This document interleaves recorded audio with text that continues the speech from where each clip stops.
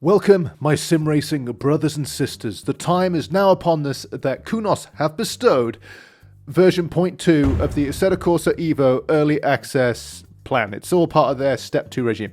The update is live. Now we're going to get tucked into kind of like the meat and potatoes and the nitty gritty of the whole thing, but kind of in a snapshot, two of the big things for me are they listened to us, they've ditched the always online component, and you can now play it offline. Thank goodness. I mean, it's mind-boggling that somebody in that department thought it was a smart idea to begin with, but props to Kunos. They listened, and they've now changed it, and it has been re-evaluated for our benefit. Second thing I'm a little bit miffed by is there was mention of like triple screen support part 2, and you know that was sprinkled on there, wasn't it? Right, and I thought we were going to get native triple screen support. Incorrect. It still has to run through a screen expansion software. I'll link my video down below. It tells you how to do that. I still think it's good, but it's not native support. But it does promise to bring some improvements to performance, which will be very much needed because I know, at least when I started to run it in the first instance, it ran a little bit like a poorly conditioned donkey. Anyway, a lot of stuff to get into here. We'll try and make it as entertaining as possible. And yeah, you could read it, but I'm here to read it, so you don't have to. Let's get right into it. All right, boys and girls, welcome to the changelog. We'll start off and we'll provide some commentary along the way and get into exactly what has changed and what is good and what is bad. So, to start off with, dear Assetto Corsa EVO community, that is us.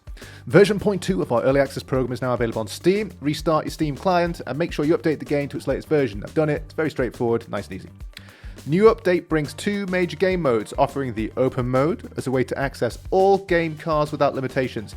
Thank you, so you don't have to go through that grind. And the career mode offering game economy and progression mechanics, for those of you that want to do that. Both game modes are available without needing an internet connection. Yes, thank you, which will be required for special events only. Much needed. Kunos, if you're listening, thank you. You listened. Really appreciate it.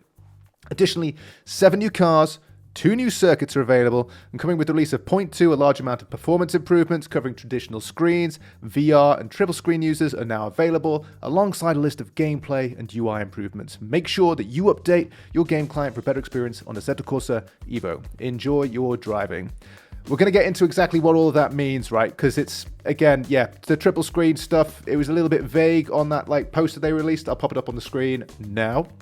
And as you can see, didn't really give any details. But anyway, we'll get into it.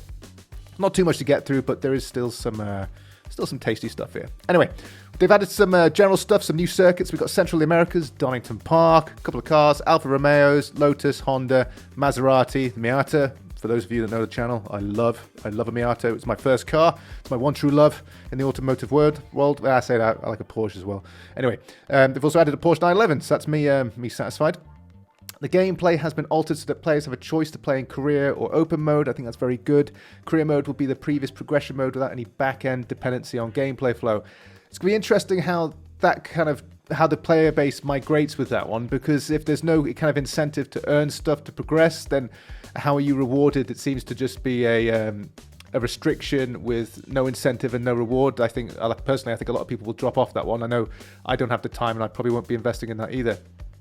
It says in open mode, the dealership is an open source of cars for customizing, adding them to players' local garage. No limitation to access and customization options. Open mode also has persistence on locally customized and saved cars. All cars button in open mode car selection allows quick selection of all cars in game and moving them into the garage. Great. That's what we want. Initial startup prompts the players to create a profile and select the desired mode. After that, they can switch between the modes at any time. I did just boot this up. It just worked quite nicely. It's the first thing you're greeted with when you boot up EVO. Go boom. Pick A or B, and yeah, you can choose the course of action that you so desire. Physics stuff, pretty good. Fuel and battery consumption, re-enable gearbox damage, Lambo and Lancia, some fixes. Electronic setup settings, not transferring to track, fix that. Some handling updates and some gear shift audio. So just nothing too revolutionary there, but just little bits there just to kind of improve the experience. Again, I'm going to emphasize this is still early access, so I know there's loads of people, or there was initially, of people kind of banging on about, it's incomplete, oh, this is an outrage, we paid money, pitchforks, but ultimately, yeah, it is early access, you sort of, you know what you're paying for, and You know, we sort of had this a bit with Automobilista 2. I mean, granted, that's not early access anymore, but that's sort of gradually improving over time. And, you know, I very much enjoy taking part in the updates because, you know, it gives you a reason to come back to the game and see what's changed. UI stuff. Here we go. Input filters to vehicles UI pages to listen to appropriate functions. Fix for some flickering. Controls page now as an input poll. There's localization updates. More UI fixes. Fix the VRAM leak. Replay gallery enabled. Car thumbnails updated to capture. Just, yeah, pause the screen, have a little read through that. There's lots of nitty-gritty stuff there, but generally speaking, it's just tweaking the overall flow of the whole thing, just making it look a little bit more palatable. So, you know, Kunos are working behind the scenes, and it's good. It's good. Right, gameplay, more importantly. Right, open and career modes have been added. I can't emphasize the importance of that because I have very little time to game at the moment because I'm studying for a big exam. Whenever I get on this, I just need to be able to jump in.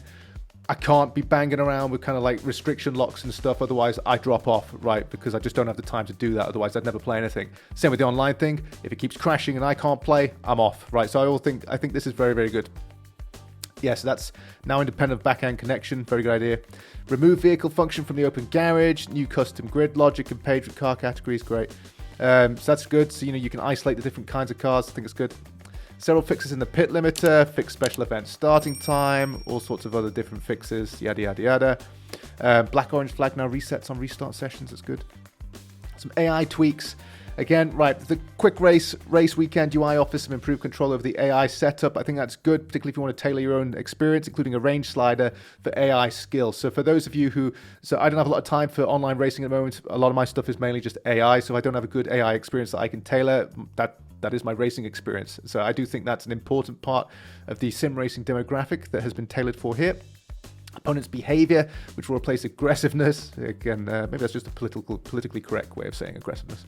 At the moment, only the default behavior safe is selectable, which is the known algorithm of behavior with fairly safe settings. Fine.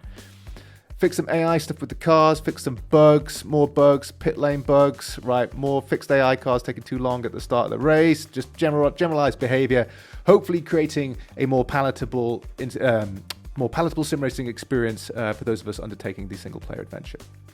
Good. Right, graphic stuff. Returned all current weather settings for all tracks, less foggy overall look, better horizons. Again, it's, you know, all these visual updates, lots of different tracks, Fuji, Brands Hatch, Suzuka, Mount Panorama, just making it look a little bit more tasty, which is very nice. Some updated graphical models for the Ferrari and the Audi, very good. Adjusted simple car mirror capture setup, sun shadowing, VSync now ignores gameplay frame gameplay frame limiter, Switching to VR triple screen mode no longer disables DLSS. That's going to be good, particularly if you do want to utilize the DLSS function. Remove some jittering for non-MSAA filming passes and all sorts of bits and bobs. For our VR lot, it's added a VR TV camera set, so I haven't utilized that yet. I really hope that's a case of we'll be able to screen capture that. So that's going to be really good for VR content capture. Mirror capture mode now features dynamic in VR, great. DLSS, great. Some screensaver stuff, brilliant. Triple stuff, this is what I'm particularly interested in. So fix some clustering issues by the addition of the mono view on triple feature, fine. Added some DLSS capabilities. They reworked the world matrix calculations, volumetrics, shadow popping, martial animation, and fixed black glitch at horizon. It's not native. I was really hoping for that. And a little disappointed, not going to lie, because I know there's a lot of people in the sim racing community that really enjoy a native setup and don't wish to span the screens. Personally, I run my entire setup on a span setup. That's just what works for me and my workflow. I don't see any issue with it. I know some people are fairly militant with their belief that native is the only way, but it's not. There is a different way. So it's a little annoying to see that's the case, because I think a lot of people were holding out for native. It certainly just looks like improvements at the time. Graphic optimization business. Some reduced VRAM stuff, global illumination stuff, UI platform and VRAM usage optimizations, just general. Hopefully just getting this thing to run better, because it really does need to run better, right? I know they're generally tweaking it a little bit, but this thing was I want to say in triples, it was pretty much unworkable for most straight out the gate. I don't think that's an unfair thing to say. I'm going to be really interested to tuck back into this and see where the improvements have been made, and just to see, if I can get a much more palatable experience. So those are graphical fixes. That's good. These are the graphical fixes. Diagonal line UI pages on the triples, great. I don't think I had that issue. Fixed for marshals becoming frozen, great. Some other bits and bobs, lots of fixes generally. Some TV camera movements are now paused when the game or the replay is paused, that's good. And for our AMD users, it's fixed some AMD glitches, so there we are. Audio, finally. Fix the ABS indicator, some old default audio device when the audio is fallback on another device, they've restored that. Improved backfire logic, bodywork muted when teleport, fading on the scene, Doppler effect and some audio effects. Better distance scaling, opponent volume for turbo and backfire, all that bits and bobs. So a lot of nitty gritty stuff in there really, and it's going to be interesting to see how this transforms into actual gameplay. So it's all very good on the screen, but ultimately it translates to how we, the sim racing user, interpret it. Let me know what you think. Are you going to be getting back into this? Did you completely drop off Assetto Corsa EVO and have you not touched it for months? I know I'll be getting back into it after a little hiatus. I did lose the drive a little bit to play it because I didn't think there was an awful lot to do, and I was struggling with kind of, the optimization with the triples and things. But this certainly looks like a return to form, and I'm going to be looking forward to getting back into this. If you found value in this stuff, please like, subscribe. See you later. Drop me a comment. Adios. Bye for now.